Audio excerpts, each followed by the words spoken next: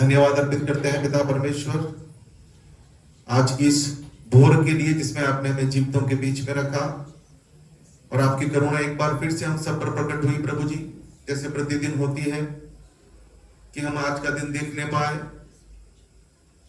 पिताजी हम धन्यवाद देते हैं पिछले सप्ताह की तमाम आशीषों के लिए, अनुग्रह के लिए, दया के लिए, सुरक्षा के लिए प्रभु जी, जो आपके द्वारा आपको मिलती है। विशेष तौर से धन्यवाद देते हैं आज के इस पवित्र दिन के लिए जिसको आपने अलग से ठहराया हुआ दिन कहा है। हम धन्यवाद देते पिता परमेश्वर कि हम आपके भवन में आ सके।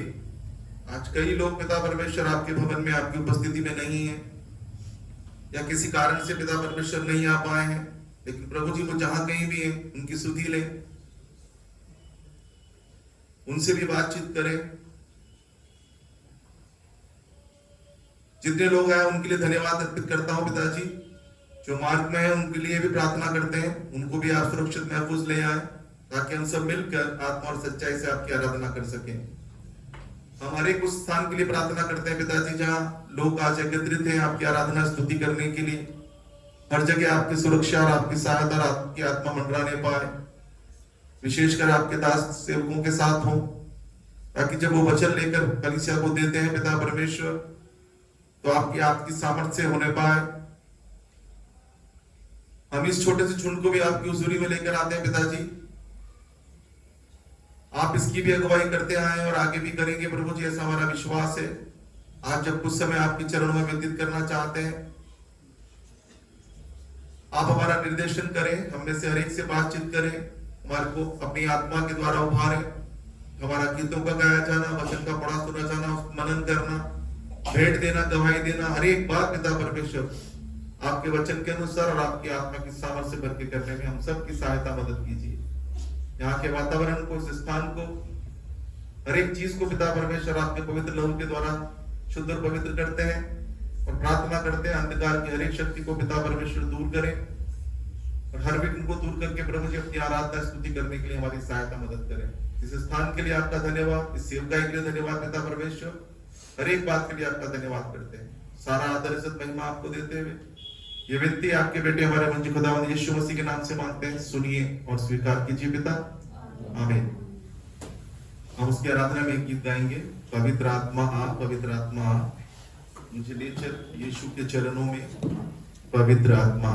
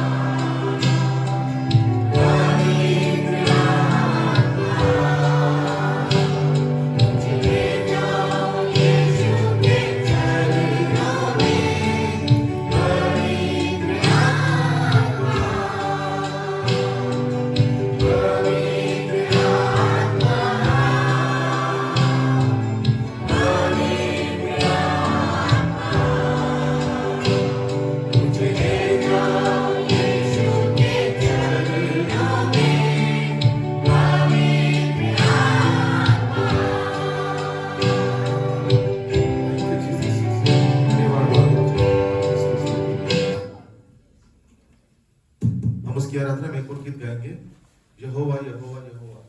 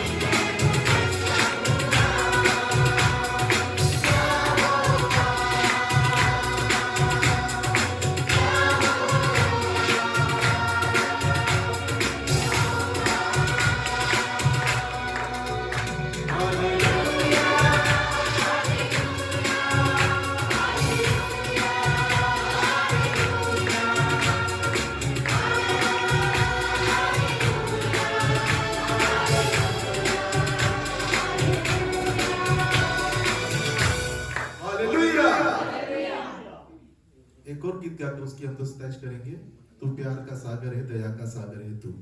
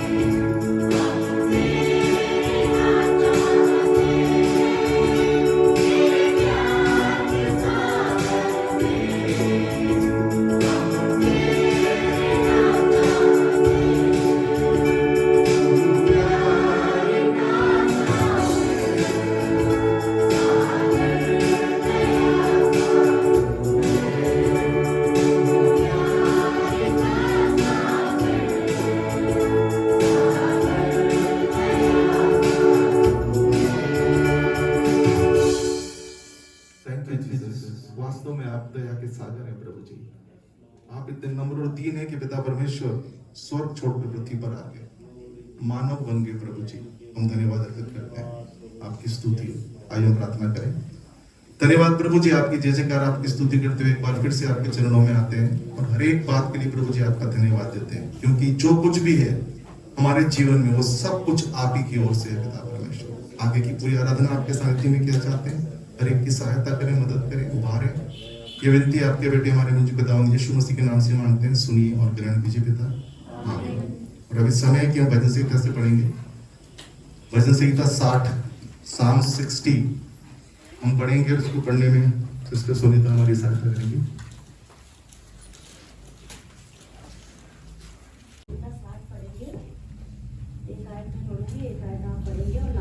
आखिरी 2 आयत हम लोग साथ पढ़ेंगे। हे परमेश्वर, तूने हमको त्याग दिया और हमको तोड़ डाला है। तू क्रोधित हुआ, फिर हमको जो का त्यों कर दे।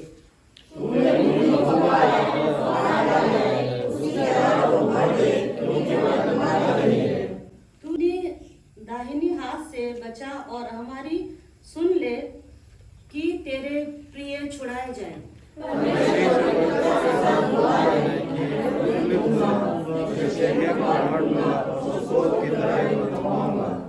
गिलाद मेरा है, मनुष्य भी मेरा है, और एफ्रेम मेरे सिर का टोप, यहूदा मेरा राजदंड है।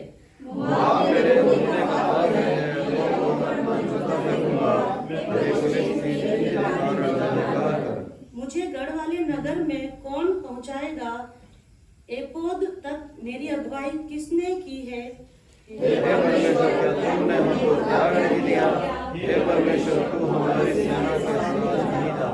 आखिरी 2 आयत हम साथ पढ़ेंगे। शत्रु के विरुद्ध हमारी सहायता कर, क्योंकि मनुष्य का किया हुआ छुटकारा व्यर्थ होता है। परमेश्वर की सहायता में वीरता दिखाएंगे, नहीं बंधेगा। जैसा कि अभी समय है गवाही का, हम सब गवाही के लिए परमेश्वर के लिए भवन में खड़े हो सकते हैं। आप सबका गवाही में स्वागत है। सब बातों का अंत होने वाला है, इसलिए संयमी होकर प्रार्थना के लिए सचेत रहो। सब में से इस बात यह है कि एक दूसरे से अधिक प्रेम रखो, बिना कुड़कुड़ाए एक दूसरे का अतिथि सत्कार करो। जिसको जो वरदान मिला है उसे परमेश्वर के नाना प्रकार के अनुग्रह के भले भंडारी के समान एक दूसरे की सेवा में लगाएं। यदि कोई बोले तो ऐसा बोले मानो परमेश्वर का वचन है। यदि कोई सेवा करे तो शक्ति से करे जो परमेश्वर देता है, जिससे सब बातों में यीशु मसीह के द्वारा परमेश्वर की महिमा प्रकट हो। महिमा और साम्राज्य युगानुयुग उसी का है। आमीन। आमीन। जो यहोवा की आज्ञा से प्रसन्न होता है, उसका वंश पृथ्वी पर पराक्रमी होगा। सीधे लोगों की संतान आशीष पाएंगी। उसके घर में धन संपत्ति रहती है, उसका धन सदा बना रहेगा। सीधे लोगों के लिए अंधकार के बीच में ज्योति उदय होती है। वह अनुग्रहकारी, दयावंत और धर्मी होता है। जो पुरुष अनुग्रह करता है वो उधार देता है और उसका कल्याण होता है। वह न्याय में अपने मुकदमे को जीतेगा, वह तो सदा अटल रहेगा। धर्मी का स्मरण। सबको जय मसीह की। मैं भी परमेश्वर को धन्यवाद देती हूँ। परमेश्वर ने मुझे हफ्ताभर संभाल के रखा और इसकी महिमा के लिए मैं एक आयत बोलना चाहूंगी। भजन संहिता 86 से 96 तक। हे यहोवा, तेरा वचन आकाश में सदा तक स्थिर रहता है और तेरी सच्चाई पीढ़ी से पीढ़ी तक बनी रहती है। तूने पृथ्वी को स्थिर किया, इसलिए वह बनी है। वह आज के दिन तक तेरे नियमों के अनुसार ठहरी है, क्योंकि सारी पृथ्वी तेरे अधीन है। यदि मैं तेरी व्यवस्था से सुखी ना होता तो दुख के समय नष्ट हो जाता। मैं तेरा हूँ, तू मेरा उद्धार कर, क्योंकि मैं तेरे उपदेशों की सुधि रखता हूँ। दुष्ट मेरा नाश करने के लिए मेरे घात में लगे, परंतु मैं तेरी चितौनियों की ओर ध्यान करूंगा। जितनी बातें पूरी जान पड़ती उन सबको तो मैंने अधूरी पाया, परंतु तेरी आज्ञाओं का विस्तार बड़ा है। आमीन। आमीन।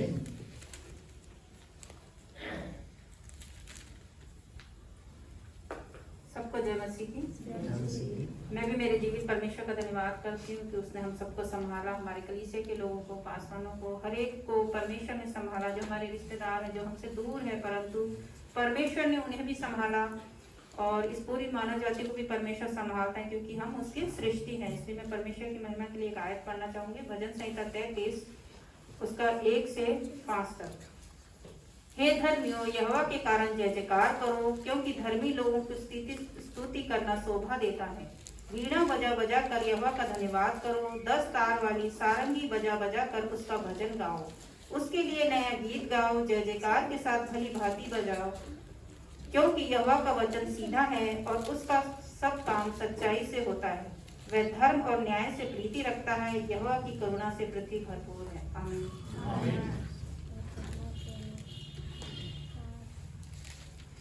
मैं भी परमेश्वर पिता का धन्यवाद अर्पित करता हूँ कि उसने मुझे और मेरे परिवार को संभाल के रखा और मेरे कलीसिया यूरोपीय परिवारों को सबको संभाल के रखा।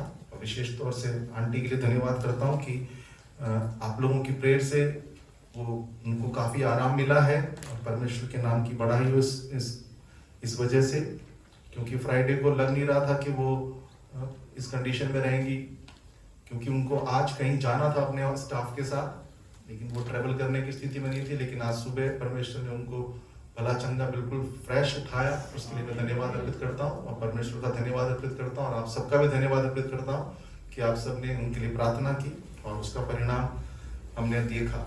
और भी बातों के लिए हम धन्यवाद परमेश्वर का अर्पित करते हैं। आइए हम प्रार्थना करेंगे।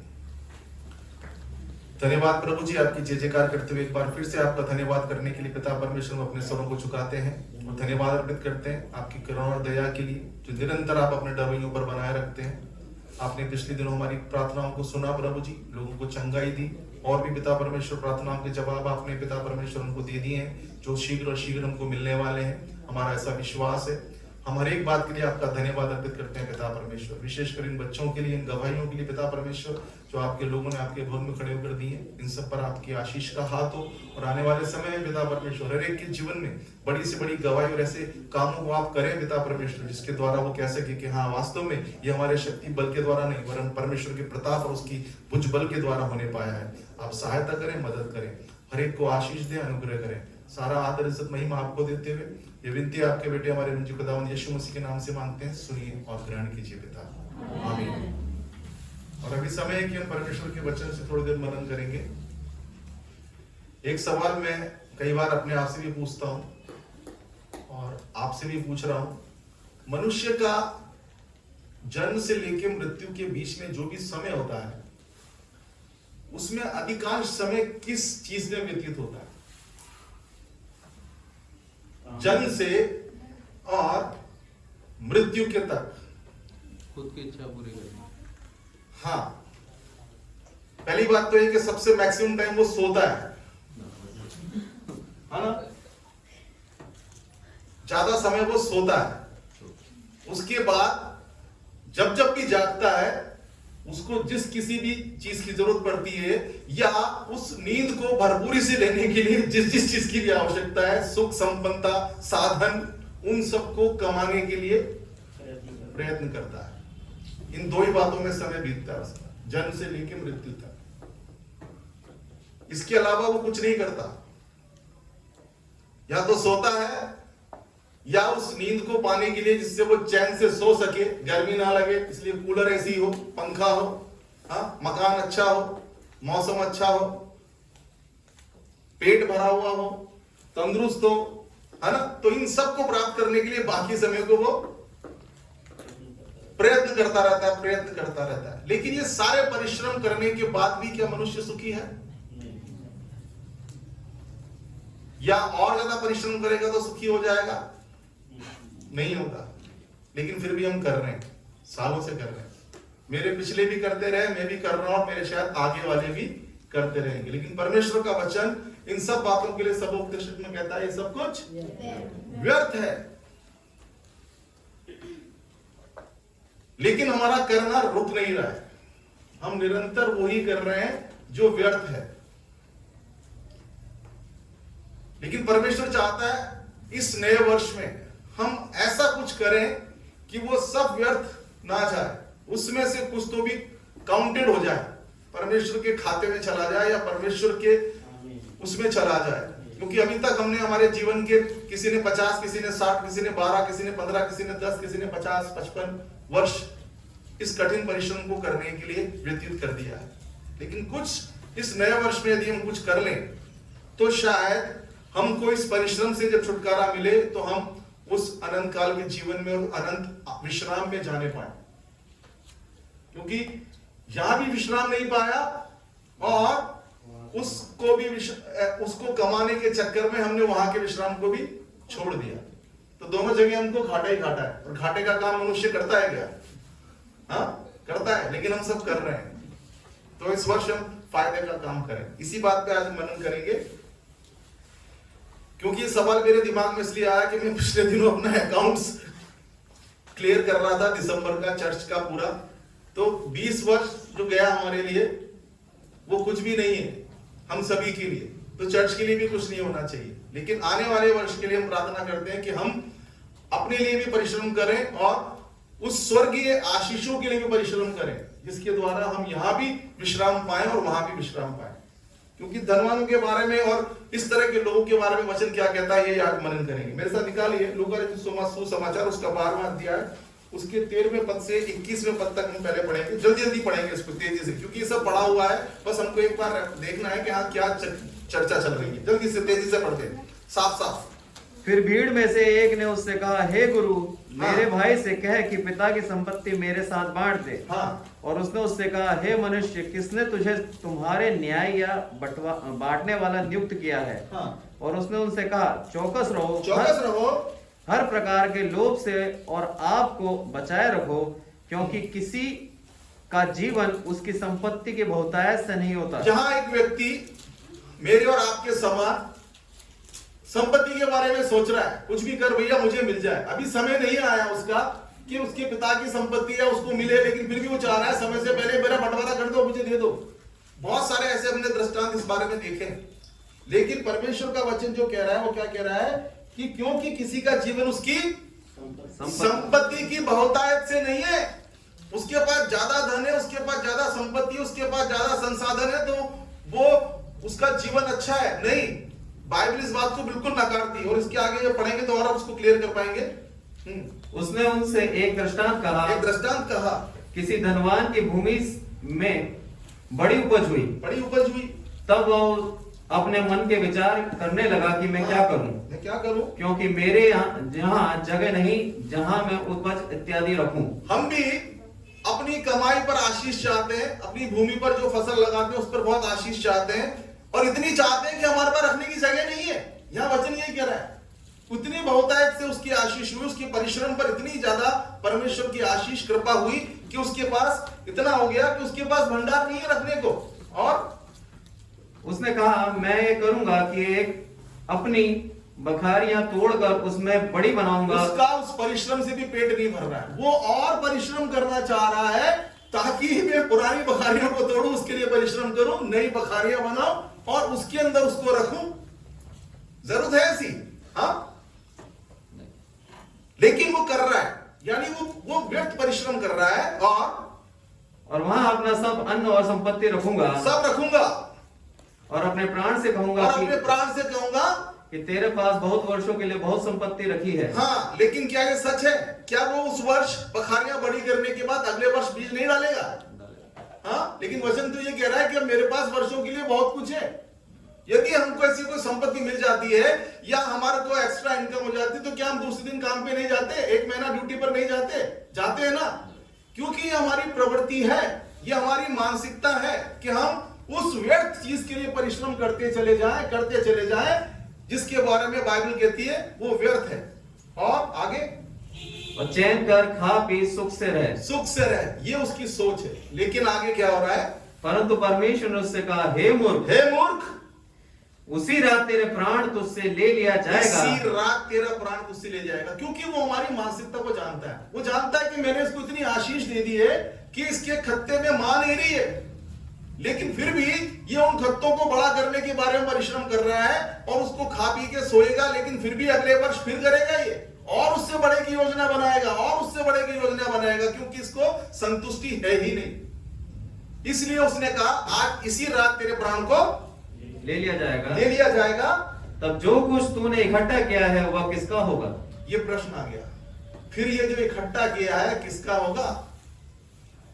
कई बार तो हमारी संतानों का होता है, लेकिन कई बार परमेश्वर ने ऐसा बताया है कि अन्य जाति और दूसरे लोग उसको खाते हैं, है ना। हमारे वंश का कोई उसको खा नहीं पाता, दूसरे ही खाते हैं, खाया ना। और दूसरों की बरकत को, आशीष को भी परमेश्वर अपने लोगों को देता है। उसका सबसे बड़ा उदाहरण मिस्र से जब निकाला तो वायदे के देश में पहुंचाया, वो इनका बसाया हुआ नहीं था, वो दूसरों की परिश्रम की बात थी। दूसरों ने परिश्रम किया था, उस परिश्रम को परमेश्वर ने अपने लोगों को दे दिया। तो आगे 21वां पद इसका हम देखें जो मुख्य है, इसको अंडरलाइन कर लें। 15वें पद को और 21वें पद को अंडरलाइन कर लें। ऐसा ही वह मनुष्य भी है हाँ, जो अपने लिए धन बटोरता है, हाँ, परंतु परमेश्वर की दृष्टि में धनी नहीं। परमेश्वर की दृष्टि में धनी नहीं। और 15वें अध्याय 15 पद के अंतिम हिस्से में क्या कहा था? क्योंकि किसी का जीवन उसकी संपत्ति की बहुतायत से नहीं होता है। लेकिन फिर भी मनुष्य जन्म से लेकर मृत्यु के बीच में जो उसका सबसे अच्छा समय होता है या कुछ करने का समय होता है, वो इन व्यर्थ बातों में चला जाता है। मैं क्या खाऊंगा, मैं क्या पहनूंगा, मैं क्या उड़ूंगा, मैं किस पे घूमूंगा, मैं कैसे जीऊंगा, मेरी लाइफ स्टाइल क्या होगी, इसी में चला जाता है। ये करना बुरी बात नहीं है, लेकिन इसके साथ साथ हमको उस धन को भी प्राप्त करना है या परमेश्वर के खाते में भी कुछ जमा करना है, ये मुख्य बात है। इसी का हम अगले भाग में आएंगे। 32वें पद में आ जाए, इसके 12 के 32 में आ जाए। हे छोटे झुंड मत डर, हे छोटे झुंड मत डर, क्योंकि तुम्हारे पिता का ये भाया है, क्योंकि तुम्हारे पिता को ये भाया है कि तुम्हें राज्य दे। कि तुम्हें राज्य दे। वो तो राज्य हमको देने की बात कर रहा है, लेकिन हम क्या कर रहे हैं?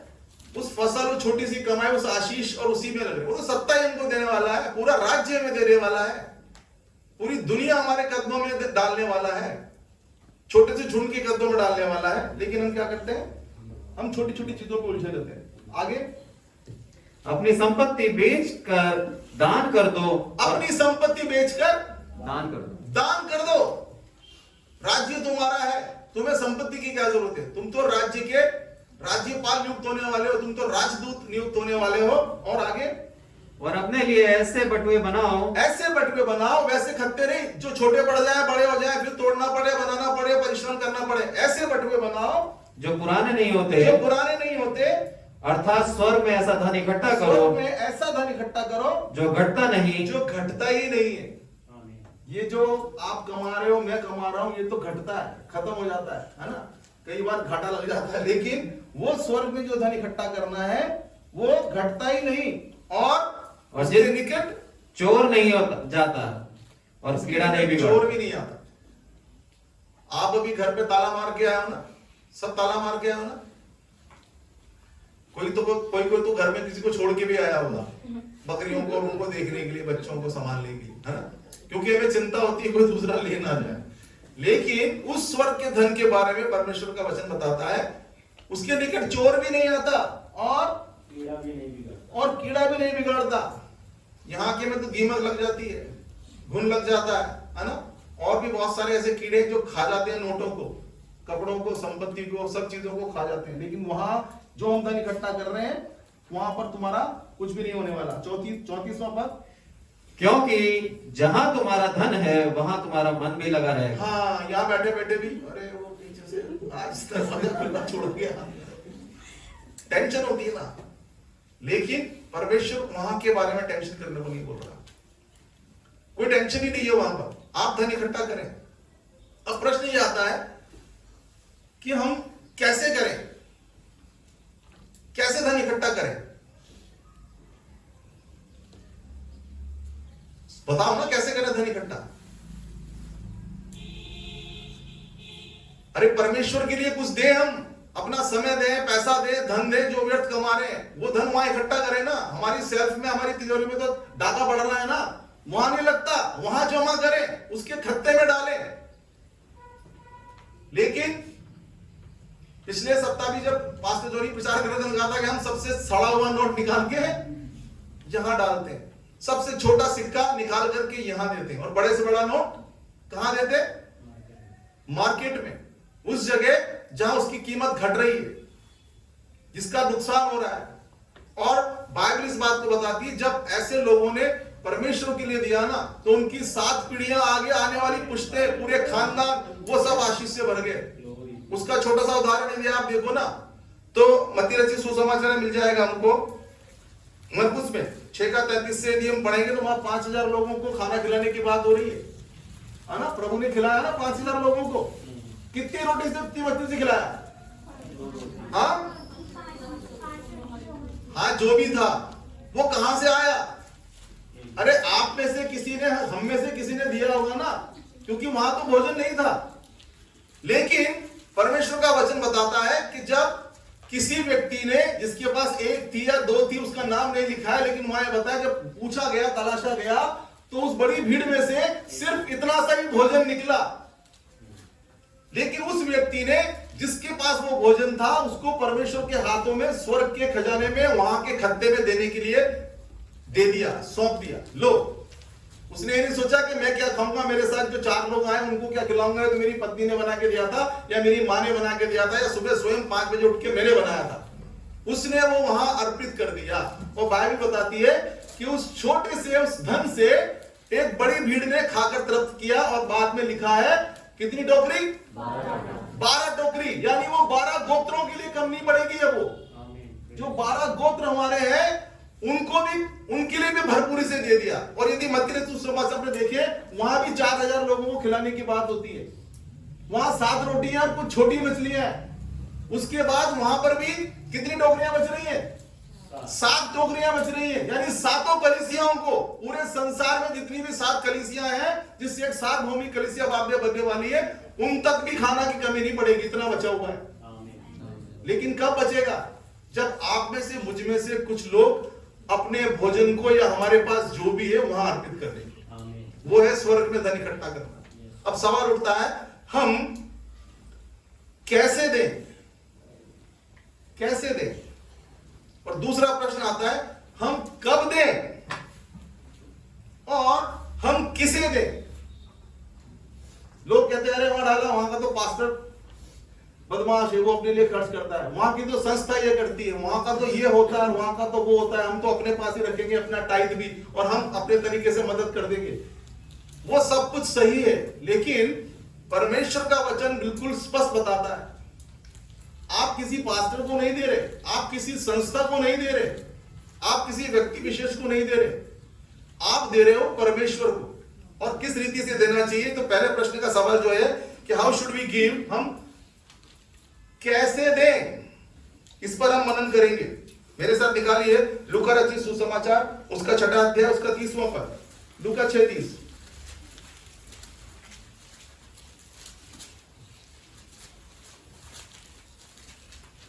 जो कोई तुझसे मांगे उसे दे, और जो तेरी वस्तु छीन ले उससे ना मांग। कैसे दें हम? किसको दें? जो कोई तुझसे मांगे। 36 लूका 36।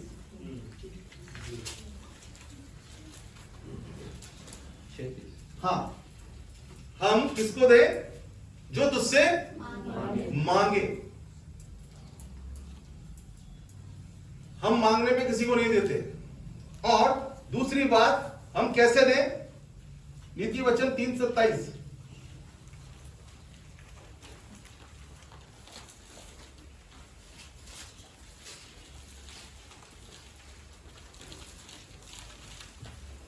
जिनका भला करना चाहिए, यदि तुझ में शक्ति रहे तो उनका भला करने से ना रुकना। परमेश्वर का वचन बताता है कि यदि तुमको देना है ना, तो तुमको पहले वो इस लायक बनाएगा कि तुम दे सको। लेकिन फिर भी जब हम इस लायक बन जाते हैं, तब भी हम देना नहीं चाहते,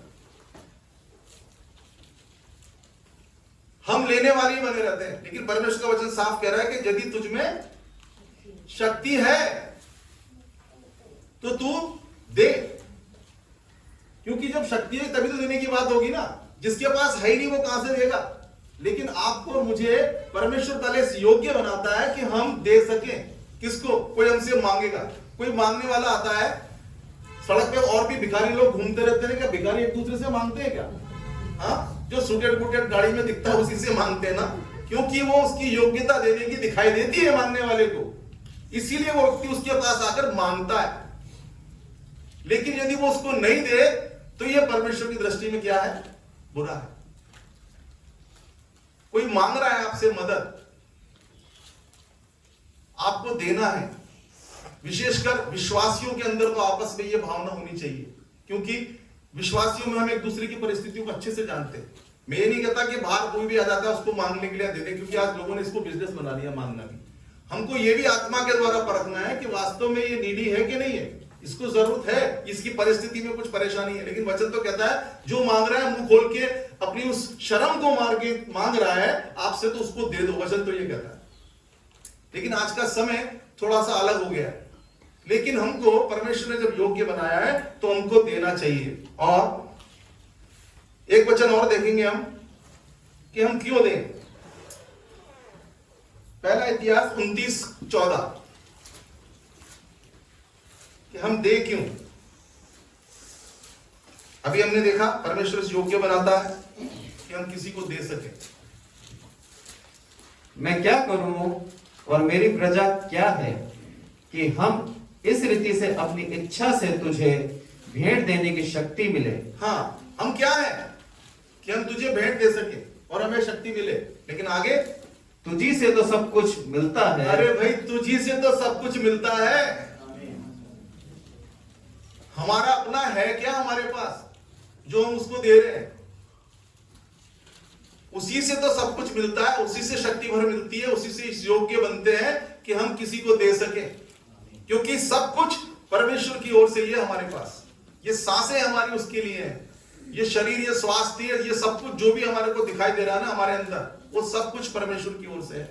लेकिन फिर भी हम उन व्यर्थ बातों के लिए परिश्रम करते हैं जिसका अंत यहां भी विश्राम नहीं है और वहां की विश्रांति भी आपको नहीं मिलेगी। एक और चीज हम देखेंगे, दूसरा कुरिन्थियों उसका 9:11 हम क्यों दें परमेश्वर को।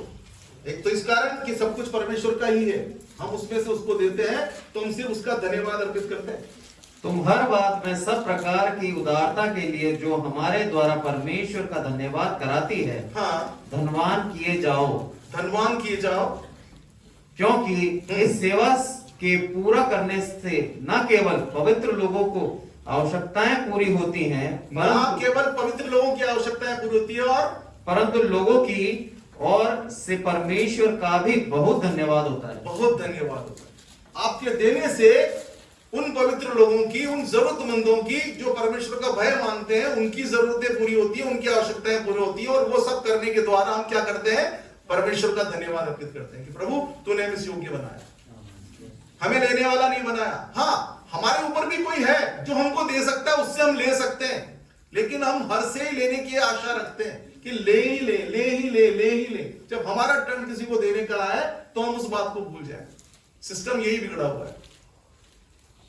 मुझे भी कुछ लोग देते, मैं उनसे लेता हूं, लेकिन उनसे लेने के वक्त मेरे को अच्छा लगता है, लेकिन देते वक्त मेरे को अच्छा नहीं लगता। ये गलत है। समझ में आ रही बात? ऐसा नहीं है कि आपको कोई देने के लिए आपके ऊपर किसी ने परमेश्वर ने किसी को बनाया नहीं बनाया है। वो आपको देगा, आप उससे लें, लेकिन आपको जिसे देने के लिए बनाया आप उसे दें, क्योंकि आपको भी परमेश्वर का धन्यवाद करना आवश्यक है। आपको जिस भी योग्य बनाया, जितना भी योग्य बनाया, उस योग्यता के अनुसार आप दे दें। वो है परमेश्वर के स्वर्ग में धन को एकत्रित करना, जो हमें अनंत काल के जीवन में प्रवेश दिलाएगा। और एक और चीज हम देखेंगे, नीति वचन 11:25 कैसे, क्यों देना चाहिए हमको, क्या फायदे हैं देने के। उदार प्राणी हष्ट पुष्ट हो जाता है। हाँ, उदार प्राणी, उदार मतलब जो अपना पराया नहीं देखता, देने लेने में परवाह नहीं करता, देता है, मुंह देख के तिलक नहीं करता हो, है ना। आड़ोती में कहावत है, मुंडो देख तिलक करे से, है ना, कि ये ब्याज अच्छा से यहाँ कहते हैं ज्यादा दो क्योंकि वापस अपने को ज्यादा मिलेगा। लेकिन यहाँ नहीं है। उदार मनुष्य जो उदारता से देता है वो हष्ट-पुष्ट रहता है, और जो दूसरों की खेती सींचता है, जो दूसरों की खेती सींचता है। अपनी तो सभी सींचते हैं, है ना, लेकिन पड़ोसी के खेत में भी थोड़ा पानी दे दे यार, क्या दिक्कत है। लोग तो ये चल रहा है कि उसका नाला भी अपने खेत में मोड़ लेते हैं, रात भर लड़ लेकर रखवाली करनी पड़ती है गाँव में, मैंने देखा है। लेकिन यहाँ बाइबल बताती है कि जो दूसरों की भी खेती सींचता है, दूसरों की जरूरतों को भी पूरी करता है, उनको भी समझता है, उनको अपनाता है, उसकी भी सींची जाएगी। उसकी भी सींची जाएगी किसी दूसरे के द्वारा। यदि आप नहीं सींच रहे हो ना, तो फिर आपकी भी कोई नहीं सींचेगा। दूसरा पड़ोसी ऐसा ही मिलेगा जो रात को मौका मिलेगा, झपके लगते ही पानी इधर, आपका डीजल इंजन बेकार चल रहा है, ठीक है। और जो अपना अनाज हाँ पढ़ो। रख छोड़ता है उनको लोग श्राप देते हैं, परंतु जो उसे बचा देता है, बेच देता है, उसको आशीर्वाद दिया जाता है। जो यत्न से भलाई करता है वह दूसरों की प्रसन्नता खोजता है, परंतु जो दूसरों की बुराई का खोजी होता है उसी पर बुराई आ पड़ती है। एक शांति मिलती है अपने आप अंदर से ऐसा करने के बाद। मुझे नहीं पता आप लोगों को मिलती नहीं मिलती, लेकिन मुझे मिलती है। एक अजीब सी शांति, सुकून मिलता है किसी ऐसे व्यक्ति के लिए कुछ करके जिससे आपका लहू का रिश्ता नहीं है, जिसके साथ आपका खून का संबंध नहीं है, लेकिन उसकी छोटी सी परेशानी में आपका उसका भी छोटे से छोटा अंश यदि चला जाता है ना, तो एक शांति अंदर से मिलती है। यही है कारण परमेश्वर को देने का, और वो चीज वहां काउंटेड होती है, वो बास्केट होती है। एक और वचन देखेंगे हम, लूका रचित सुसमाचार 6 अध्याय उसका 38वां वचन। ये वाला वचन ध्यान रखना खास तौर से, 6:38, लूका 6:38। दिया करो तो तुम्हें भी दिया जाएगा, तो तुम्हें भी दिया जाएगा, लिया करो तो तुमसे लिया ही जाएगा। समझ में आ रही है बात? दिया करो तो तुम्हें भी दिया जाएगा, और लोग पूरा नाक दबा दबा कर हाँ और हिला हिला कर हाँ और उभरता हुआ तुम्हारी गोद में डालेंगे, तुम्हारी गोद में डालेंगे। क्योंकि जिस दबा नाप दबा से कर हिला, क्योंकि जिस नाप से तुम नापते हो हाँ, उसी से तुम्हारे लिए भी नापा कुल जाएगा। मिला के आपकी आत्मा में वो भावना होनी चाहिए, वो स्पिरिट होनी चाहिए जो आपकी लेते समय होती है ना, वही देते समय होनी चाहिए। क्योंकि जिस आत्मा से हम लेना चाहते हैं उस आत्मा से नहीं देते ना, तो हमारे अंदर जो परमेश्वर का आत्मा है वो शोकित होता है। समझ में आ रही बात? जिस आत्मा के द्वारा हम लेना पसंद करते हैं ना, हमारी आत्मा प्रफुल्ल हो जाती है, बिल्कुल खुश हो जाती है किसी से कुछ मिलते से। लेकिन देते वक्त अरे क्या, तो हमारी वो पवित्र आत्मा जो अंदर है ना, वो शोकित हो जाती है। इसलिए हमको दबा दबा कर देना चाहिए। एक और वचन देखेंगे हम, फिलिपियों 4:19, फिलिपियों की पत्री 4 अध्याय उसका 19वां पद।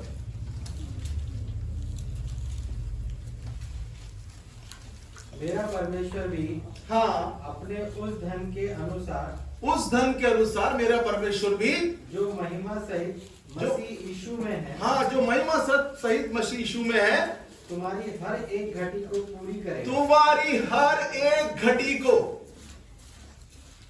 कुछ भी घटी हो, फिजिकल, स्पिरिचुअल, फाइनेंशियल, कुछ भी, कैसी भी, हर एक घटी को क्या करेगा?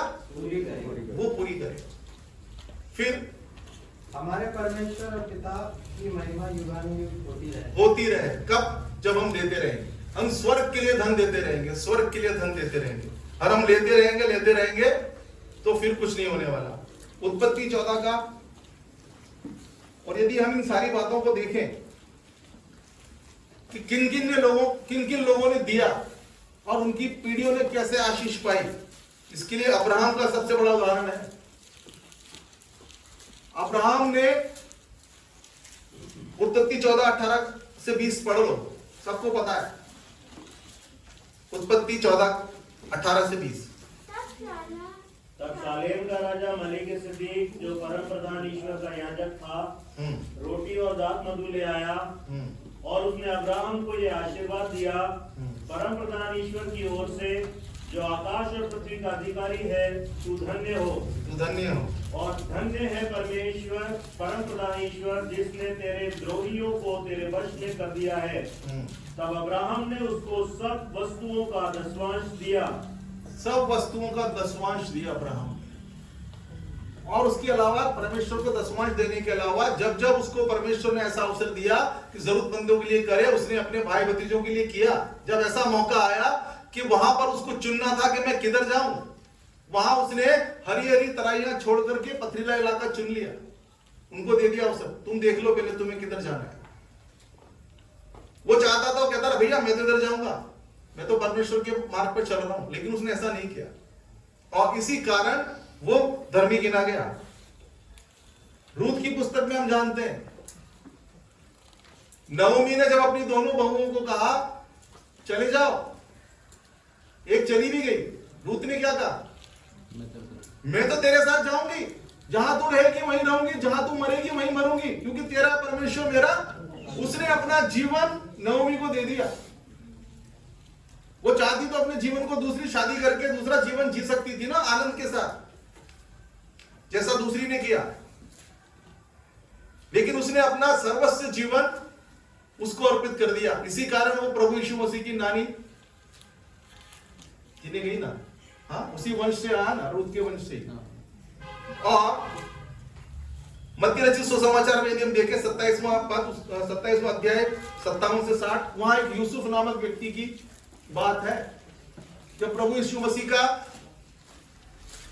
क्रूसीकरण हो गया, उनको सलीब पर चढ़ा दिया गया, इतने सारे चेले थे, इतने सारे वो थे, लेकिन किसी को चिंता थी किसको उतारने के बाद कहां दफनाएंगे, क्या करेंगे, कहां टांगेंगे, क्या करेंगे, इसका किसी को नहीं, 12 चेलों को भी नहीं। कुछ चेले तो भाग गए थे, है ना, डर के मारे के गई हम पकड़े ना जाए, हमको मुक्को बांधे ना जाए। लेकिन एक व्यक्ति यूसुफ 57 से 60, 27 का 57 से 60 पढ़ लें। जब सांझ हुई तो हाँ। यूसुफ नामक एक यूसुफ नामक अरिमतिया का हाँ। धनी मनुष्य, एक धनी मनुष्य, जो आप ही यीशु का चेला था, ये वो आया। मूर्ख धनवान नहीं था जिस संपत्ति की बात कर रहा था, जिसने पृथ्वी पर किया, ये बुद्धिमान मूर्ख धनवान था। इसने क्या किया, जाकर के उसने पिलातुस के पास जाकर पिलातुस के पास जाकर यीशु का शव मांगा। यीशु का शव मांगा। इस पर पिलातुस ने दे देने की आज्ञा दी। इस पर पिलातुस ने दे देने की आज्ञा दी। आगे यीशु ने सब लिया, उसे उज्जवल चादर में लपेटा, उज्जवल चादर में लपेटा और उसे अपनी नई कब्र में रखा, और अपनी नई कब्र में रखा, जो उसने चट्टान में खुदवाई थी। जो उसने चट्टान में खुदवाई थी। और कब्र के द्वार पर बड़ा पत्थर लुढ़काकर चला चला गया। प्रभु यीशु मसीह को उसने वो कब्र दे दी जो उसने अपने पैसे से खरीदी थी, अपने परिवार के लिए या स्वयं के लिए खुदवाई थी चट्टान में, और एक अपनी कमाई से एक उज्जवल चादर खरीदा और उसके अंदर उसको लपेटा। बहुत सारे धनवान होंगे ना वहां पर, लेकिन उनका जिक्र नहीं है। जिक्र किसका है, जिसने स्वर्गीय धन इकट्ठा करने के लिए अपना अर्पण किया। हाँ ना, हम लोग बिजनेस करते हैं, कुछ भी करते हैं, इन्वेस्टमेंट करते हैं ना, बिना इन्वेस्टमेंट के कुछ नहीं होता ना। जो नौकरी करते हैं उन्होंने भी इन्वेस्टमेंट किया, उनके माँ बाप ने उन पर उनको पढ़ाया, उनको एजुकेशन दी, उनको डिग्री डिप्लोमा कुछ भी प्रोफेशनल कोर्स कराया, वो सब इन्वेस्टमेंट है। उसके द्वारा फिर आप जॉब को पाते हैं। इस धनवान ने भी स्वर्ग के अंदर अपना धन इकट्ठा कर दिया।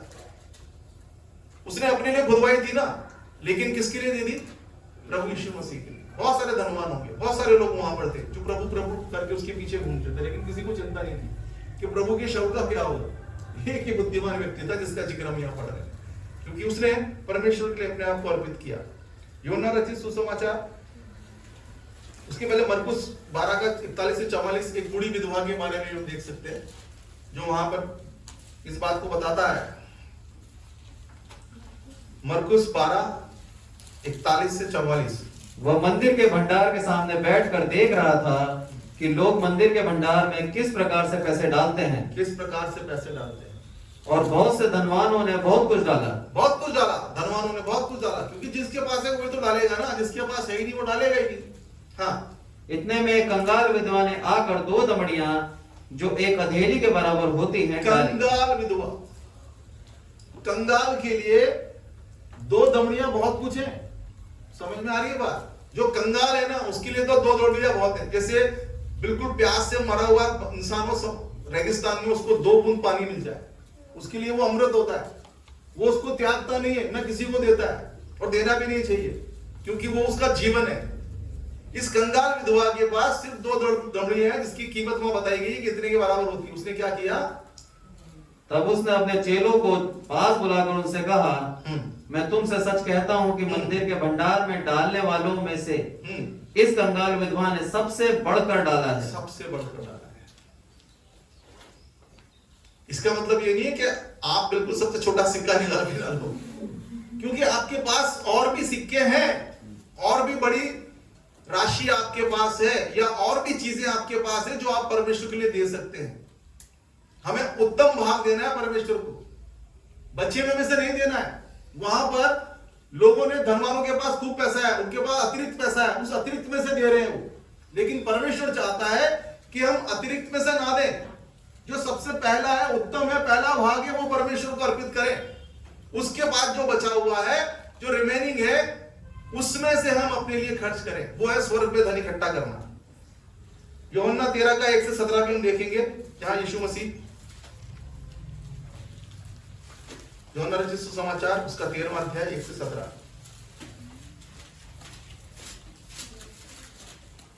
फसह के पर्व से पहले जब यीशु ने जान लिया कि मेरी 13 का 1 से 17, हाँ 13 का 1 से 17, जान लिया कि वो मेरी घड़ी आ पहुंची है, हाँ। कि जगत छोड़कर पिता के पास जाऊं, तो अपने लोगों में से जो जगत में थे, जैसा प्रेम वह रखता था, अंत तक वैसा ही प्रेम रखता रहा। तब शैतान शमौन के पुत्र यहूदा इस्करियोती के मन में यह डाल चुका था कि उसे पकड़वाए। तो भोजन के समय यीशु ने यह जानकर कि पिता ने सब कुछ मेरे हाथ में कर दिया है, और मैं परमेश्वर के पास से आया हूं और परमेश्वर के पास जाता हूं, भोजन पर से उठकर अपने ऊपरी कपड़े उतार दिए और अंगोछा लेकर अपनी कमर बांध ली। तब बर्तन में पानी भरकर चेलों के पांव धोने और उससे अंगोछे से उसकी कमर से बंधी थी पोंछने लगा। तब वह शमौन पतरस के पास आया। तब पतरस ने उससे कहा, हे प्रभु, क्या तू मेरे पांव धोता है? यीशु ने उसको उत्तर दिया, जो मैं करता हूं तू उसे अभी नहीं जानता, परंतु इसके बाद समझेगा। पतरस ने उससे कहा, तू मेरे पांव कभी न धोने पाएगा। यह सुनकर यीशु ने उससे कहा, यदि मैं तुझे न धोऊं तो मेरे साथ तेरा कुछ भी भाग साझा नहीं। शमौन पतरस ने उससे कहा, हे प्रभु, मेरे पांव ही नहीं वरन हाथ और सिर भी धो दे। पूरा निराई दे मुझे। हाँ। यीशु ने उससे कहा, जो नहा चुका है उसे पांव के सिवाय और कुछ धोने की आवश्यकता नहीं, परंतु वह बिल्कुल शुद्ध है, और तुम शुद्ध हो, परंतु सब के सब नहीं। वह तो अपने पकड़वाने वाले को जानता था, इसीलिए उससे कहा, तुम सब के सब शुद्ध नहीं। जब वह उनके पांव धो चुका और अपने कपड़े पहनकर फिर बैठा, तो उसने कहने लगा, क्या तुम समझे कि मैंने तुम्हारे साथ क्या किया? तुम मुझे गुरु और प्रभु कहते हो, और ठीक ही कहते हो, क्योंकि मैं वही हूं। यदि मैंने प्रभु और गुरु होकर तुम्हारे पांव धोए, तो तुम्हें भी एक दूसरे के पांव धोना चाहिए, क्योंकि मैंने तुम्हें नमूना दिखा दिया है कि जैसा मैंने तुम्हारे साथ किया वैसे ही तुम भी किया करो। कि तुम से सच सच कहता हूं, दास अपने स्वामी से बड़ा नहीं, और ना भेजा हुआ अपने भेजने वाले से। तुम ये बातें जानते हो, और यदि उन पर चलो तो धन्य हो। उन पर चलो तो धन्य हो। यहाँ प्रभु ने भी अपना सर्वस्व, उसकी जो डिग्निटी, उसका जो आदर, उसकी जो पावर थी, सब कुछ उतार दिया, जीरो कर दिया उसने। कपड़े उतार के, नम्र और दीन होकर के। लेकिन हम क्या उतार पाते हैं अपनी शर्म को, अपनी हया को, अपनी इज्जत को, या किसी और ऐसे बात को गिरा सकते हैं प्रभु के लिए? दे सकते हैं प्रभु के लिए? हाँ, नहीं दे पाते। अरे लोग क्या कहेंगे, लोग क्या देखेंगे, मेरा पड़ोसी, मेरा परिवार, मेरे रिश्तेदार, हाँ ये क्या कर रहा है, हमारे सामने प्रश्न आ जाता है। लेकिन जब ये प्रश्न हमारे लिए जीरो हो जाता है ना, और हम वो चीज कर डालते हैं, जैसे दाऊद नाचता था, उसकी पत्नी कहती थी ये पागल हो गया है, हाँ ये राजा होकर के नाच रहा है सड़क पे, लेकिन वो जानता था कि मैं परमेश्वर को दे रहा हूं, ये अर्पण मैं लोगों को नहीं कर रहा हूं, मैं परमेश्वर को अर्पित कर रहा हूं ये चीज। तो वो चीज उसके लिए महान गिनी गई। यहां प्रभु यीशु मसीह ने एक बड़ा उदाहरण दे दिया, अपने वस्त्र उतार दिए, नग्न हो गया, और अपने चेलों के पैरों को धो रहा है। इतना नम्र थी, जबकि वो कौन था? वो राजाओं का राजा है, वो स्वर्ग का प्रभु है, लेकिन उसने अपनी उस सारी सामर्थ को एक तरफ ताक पे रख दिया, क्योंकि वो जान चुका था कि प्रभु ने सब कुछ मेरे हाथ में कर दिया है। लेकिन हमारे हाथ में यदि कुछ अधिकार या कोई बात आ जाती है ना, तो हम फिर दूसरे को समझते नहीं, कुछ हम दूसरे को समझते नहीं, जबकि इसका उल्टा हमारे जीवन में होना चाहिए। जब सब कुछ हमारे वश में कर दिया जाए, हमको पूरे अधिकार दे दिए जाए, तो हमें और ज्यादा नम्र और दीन होना है, और ज्यादा लोगों की मदद करनी है, और ज्यादा लोगों के साथ हमको सहयोगशील बनना है, उनका सहयोग करना है। यह प्रभु ने उदाहरण करके दे दिया और उसने वो कर दिया। लेकिन वहां कुछ पतरस जैसे लोग भी, उन्होंने कहा प्रभु तू धो ही नहीं सकता, पहले तो वो धर्मी बन रहा है, तू धो ही नहीं सकता, मैं तो धोने नहीं दूंगा मेरे पैर को, नहीं ये नहीं करना। लेकिन जब उसको पता लगा तो बोला पैर ही मत धो, तू मुझे पूरा ही धो दे। प्रभु ने तब भी उसको कहा कि जो नहा चुका, एक बार वचन के द्वारा, बपतिस्मे के द्वारा या पाप क्षमा के द्वारा शुद्ध और पवित्र हो चुका है, उसको सिर्फ पैर धोने के सिवा दोबारा स्नान की आवश्यकता नहीं है, ना आत्मा के द्वारा ना जल के द्वारा। लेकिन लोग जल के द्वारा भी बैप्टिज्म 2-3 बार ले रहे हैं, आत्मा की तो गिनती ही नहीं है। कितनी बार आत्मा का बपतिस्मा ले लिया, उसके अंदर शुद्ध और पवित्र हो गए, उसकी आग में जल के फिर गंदगी में चले गए, फिर आत्मा में जल रहे हैं, फिर गंदगी में जा रहे हैं, फिर जल रहे हैं। लेकिन प्रभु का वचन कहता है जो एक बार नहा चुका, उसको पैर के सिवा दूसरी चीज को धोने की आवश्यकता नहीं है, क्योंकि पैर सब जगह जाते हैं, वो गंदे होते हैं, बाकी पूरे शरीर को गंदा करने की बात नहीं। और जब इस रीति से हम करते हैं तो वो 17वें पद में लिख रहा है, क्या लिख रहा है?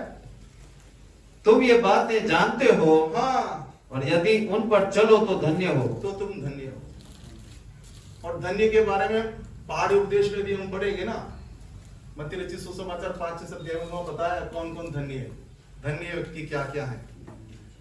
आखिरी वचन जो हम सबको कंठस्थ याद है, यूहन्ना 3:16, सबको याद है ये वचन। लेकिन इसके पीछे जो देने की बात है ना, वो सबसे बड़ी है। परमेश्वर ने जगत से ऐसा प्रेम किया कि अपना इकलौता पुत्र दे दिया, ताकि जो कोई उस पर विश्वास करे वो नाश न हो वरन। तो यदि उस विधवा के पास इकलौती 2 दमड़ियां थी, उसने दे दी, उसका वो दान सबसे ज्यादा गिना गया। यदि मेरी और आपकी जेब में भी यदि छोटी सी दमड़ी है ना, या छोटा सा कोई काम ऐसा है, ऐसी कोई बात है मेरे अंदर जो मैं परमेश्वर को दे सकता हूं, जो मेरे लिए सबसे उत्तम है, जिसके द्वारा मैं अपनी जीविका चला सकता हूं या संसार के अंदर कुछ भी कर सकता हूं, लोग कहेंगे नहीं इसके पास ये स्पेशल है। यदि वो हमने परमेश्वर को दे दी तो वो स्वर्ग में धन इकट्ठा करना है। मैं पैसे की बात नहीं कर रहा। यदि आपको पैसे के लायक बनाया है कि पैसे से आप परमेश्वर के लोगों की मदद कर सकते हैं, परमेश्वर के भवन की शोभा बढ़ाने के लिए कुछ कर सकते हैं, तो आप वो भी करें। लेकिन उसके अतिरिक्त परमेश्वर ने आपको जो कुछ भी दिया, क्योंकि हमने वचन में देखा है कि जो कुछ भी हमारे अंदर है वो सब कुछ परमेश्वर की ओर से है। हम अपने पास से उसको कुछ नहीं देते। हमारी सांसें, हमारा शरीर, हमारा एक एक रोम रोम परमेश्वर की ओर से दिया हुआ है। यदि उसको हम संपूर्ण बलिदान करके प्रभु के लिए खर्च कर देना, तो भी हम उसका ऋण नहीं उतार सकते। लेकिन हम किस बातों पे कर रहे हैं? हम अधिक से अधिक समय अपने लिए, अपने जीवन को चलाने के लिए, अपनी आवश्यकताओं को पूरा करने के लिए, जो मैंने पहला प्रश्न किया था कि संसार में मनुष्य पैदा होने से लेकर मृत्यु के बीच में सबसे अधिक कार्य क्या करता है? सोता है, या उस नींद को पाने के लिए कि वो चैन से सो सके, संसाधनों को कमाने को, खाने को, भोजन को, वस्त्रों को, उन चीजों को करने के लिए खर्च करता है। और उन सब के बारे में बाइबल बताती है कि वो सारा परिश्रम व्यर्थ है। प्रभु इन वचनों के द्वारा हमको आशीष दे। आमीन। मैं रिक्वेस्ट करूंगा ब्रदर योगेश से कि वो प्रार्थना में हमारी अगुवाई करें। कि आपके सम्मुख अपने मनों और सिरों को आपकी ओर करते हैं पिता परमेश्वर। Yes Lord. आपने अभी तक हम सबको संभाल के रखा है पिता, ताकि परमेश्वर आपकी महिमा कर सके पिता परमेश्वर। आपका धन्यवाद हो पिता परमेश्वर। इन आशीषित वचनों के द्वारा प्रभु जी आपने हम सबको आशीषित किया पिता परमेश्वर। जो वचन आपने आपके दास के द्वारा हमें दिए पिता परमेश्वर, इसके लिए आपका धन्यवाद देते हैं पिता परमेश्वर। आगे की आराधना प्रभु जी आपके हाथों में सौंपते हैं पिता परमेश्वर। सारी महिमा आपको देते हुए छोटी सी प्रार्थना आपके प्यारे बेटे यीशु के नाम से मांगते, सुने और कबूल करें पिता। आमीन। और अभी समय हम अपने बेटे परमेश्वर को अर्पित करेंगे, यानी भेंट दी जाएगी। उसी समय क्वायर एक गीत गाएगी, चाहे तुमको दिल से।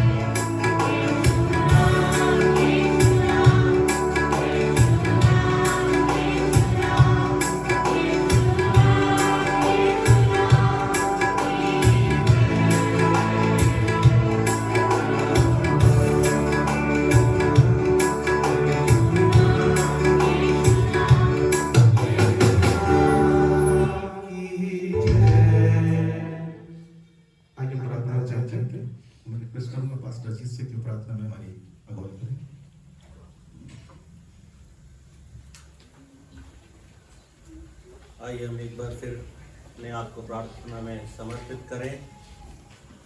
हमारे अनुग्रहकारी जीवित पिता, हम आपका एक बार फिर धन्यवाद करते हैं पिता। पिछले पूरे सप्ताह आपने हम सबको संभाला प्रभु, और परमेश्वर अलग अलग स्थानों पे, अपने घरों में, अपने काम काज में, अपनी यात्राओं में, अपने मार्ग में हमने आपके कार्य को देखा है पिता। हम आपका धन्यवाद करते हैं। और आज की सुबह भी प्रभु आप अपने भवन में हमें लेकर आए, इसके लिए आपका धन्यवाद। प्रेमी पिता, हमारे घरों में शांति है, हम आपका धन्यवाद करते हैं। ये सच्चे प्रभु जी, जिन भी परिस्थिति में तेरे लोग हैं उनमें तूने उनको परमेश्वर संभाला है प्रभु, हम आपका धन्यवाद करते हैं। हम ये नहीं बोलते पिता कि हम बहुत ही परमेश्वर आराम और प्रभु पिता निश्चिंत होकर परमेश्वर अपने जीवन में हैं, लेकिन जिस भी परिस्थिति में आपने हमें रखा है हम जीवित हैं, इसके लिए हम आपका धन्यवाद करते हैं। उन परिस्थितियों को लड़ने की और उन परिस्थितियों के साथ चलने की सामर्थ्य आपने हमें दी है, इसके लिए हम आपका धन्यवाद करते हैं। और उन सारी परिस्थितियों के मध्य में प्रभु हम आपके भवन आ सके, ये हमारे लिए उन सारी वस्तुओं से और उन सारे समयों से जो हमने समय में संसार में बिताया है, हमारे घर में बिताया है, काम में बिताया है, यात्राओं में बिताया है, उन सब से बढ़कर प्रभु वो समय है जो हमने आपके भवन में बिताया है। और इस भाग का प्रतिफल प्रभु तेरे लोग, प्रभु तेरी प्रजा कभी नहीं खोएगी, हम विश्वास करते हैं। प्रेमी अनुग्रहकारी पवित्र यीशु, इस भवन में जब तेरे लोग हैं पिता, हे सच्चे प्रभु जी, जिन परिस्थितियों से आए हैं परमेश्वर, मैं प्रार्थना करता हूं वो परिस्थितियां बदलने के लिए मैं प्रार्थना करता हूं पिता, वो चिंताएं बदलने के लिए मैं प्रार्थना करता हूं प्रभु। तेरे दास के द्वारा जो वचन परमेश्वर पिता हम तक आए, उनके लिए तेरा धन्यवाद करते हैं पिता। हमने देखा पिता परमेश्वर प्रभु, जब जब तेरे लोगों ने तेरे लिए दान दिए पिता, हे सच्चे प्रभु जी, जब भी तेरे लोगों ने परमेश्वर पिता तेरी ओर प्रभु अपने हाथों को बढ़ाया है परमेश्वर, उनकी परिस्थितियां भी परमेश्वर आपने बदली हैं, हम विश्वास करते हैं पिता। हे सच्चे प्रभु जी, उनकी अवस्थाओं को तूने परमेश्वर जो तेरे संग चले पिता, हे सच्चे प्रभु जी, उनकी परमेश्वर जो पहली अवस्था थी परमेश्वर, उसे तूने बदल के उन्हें आशीषित किया है, हमने देखा है पिता। अब्राहम जो हमारा परमेश्वर विश्वास के मूल पिता है प्रभु, उनकी अवस्था कहां से कहां तक आप लेकर गए प्रभु, उसको बदला है प्रभु। हे सच्चे प्रभु जी, रूत की अवस्थाओं को आपने बदला है पिता परमेश्वर। जितने लोग आपके साथ विश्वास के साथ चले हैं प्रभु, जिन्होंने परमेश्वर संसार की किसी धन संपत्ति को तेरे बलिदान से बढ़कर नहीं चाहा प्रभु पिता, उनको परमेश्वर तूने असीम और अनुग्रह से प्रदान किया है पिता। हे सच्चे प्रभु जी, जितने लोग परमेश्वर यहाँ बैठे हैं प्रभु, हम सबको प्रभु आपने यहाँ लेकर आए, इसके लिए आपका धन्यवाद।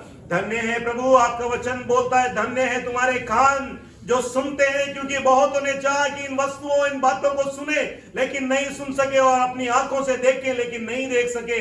हे सच्चे प्रभु जी, हमने वो तेरे वचन सुने, हम धन्य हुए प्रभु, हमारी आंखों ने तेरे कार्य को देखा, हम तेरा धन्यवाद करते हैं पिता। हे सच्चे प्रभु जी, आज जब हम सब यहाँ तेरे भवन में बैठे हैं पिता, मैं विशेष प्रार्थना करता हूं पिता परमेश्वर प्रभु, तेरे लोगों के लिए प्रभु, जिनकी घर में परमेश्वर पिता समस्याएं हैं प्रभु, लेकिन उसके मध्य में भी परमेश्वर तूने अपने अनुग्रह से उनको बांध के रखा, उनको संभाल के रखा, उन्हें अनुग्रह के साथ रखा, एक छत के तले रखा, उनकी पड़ोसी में नाम दराई नहीं होने पाई, उनकी परमेश्वर पिता परमेश्वर कहीं पर नाम दराई नहीं होने पाई, उन सारी बातों को तूने अपने पंखों की आड़ में उन्हें रखा है, इसके लिए तेरा लाख लाख धन्यवाद करते हैं पिता। एक करुणामय परमेश्वर पिता, हम सब की अवस्थाओं को बदलने के लिए आप सामर्थी हैं, मैं विश्वास करता हूं। हम परिवारों में प्रभु, चाहे बीमारी में बिस्तर में भी कोई पड़ा होगा, लेकिन तूने उनको भी बदला है प्रभु। आज की सुबह में तेरा धन्यवाद करता हूं।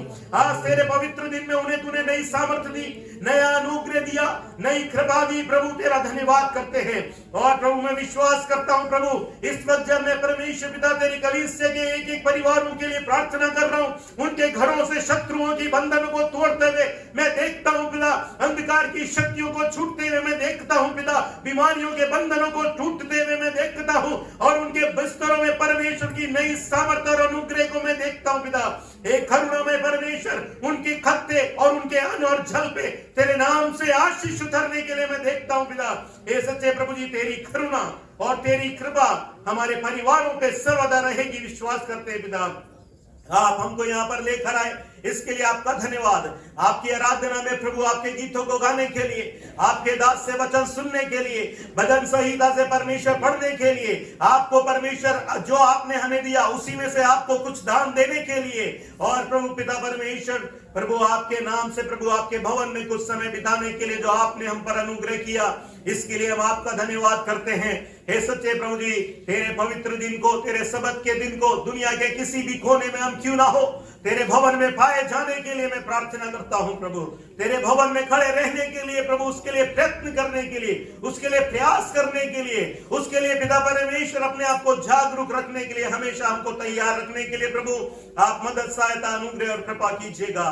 धन्यवाद प्रभु, आपने हमारी प्रार्थना सुनी। यहाँ बैठे प्रत्येक को आप आशीष करें, हमारे घरानों को आप आशीष करें, बीमारियों के बंधनों को तोड़ के उन्हें नई सामर्थ्य के साथ आशीषित करें। मैं विशेष प्रार्थना करता हूं प्रभु। धन्यवाद धन्यवाद धन्यवाद प्रभु, आपने हमारी प्रार्थना सुना। धन्यवाद करते, विश्वास की प्रार्थना मसीह यीशु के नाम मांगते, सुनिए और ग्रहण कीजिए पिता, आमीन। अब हमारे प्रभु यीशु मसीह का अनुग्रह, परमेश्वर पिता का प्रेम और पवित्र आत्मा की सहभागिता, संगति हम सबके साथ और संसार के प्रत्येक विश्वासी जन के साथ, विशेषकर इस छोटे झुंड के हर एक छोटे बड़े सदस्य के साथ अब से लेकर सर्वदा होती रहे, आमीन। प्रभु आप सबको आशीष दे।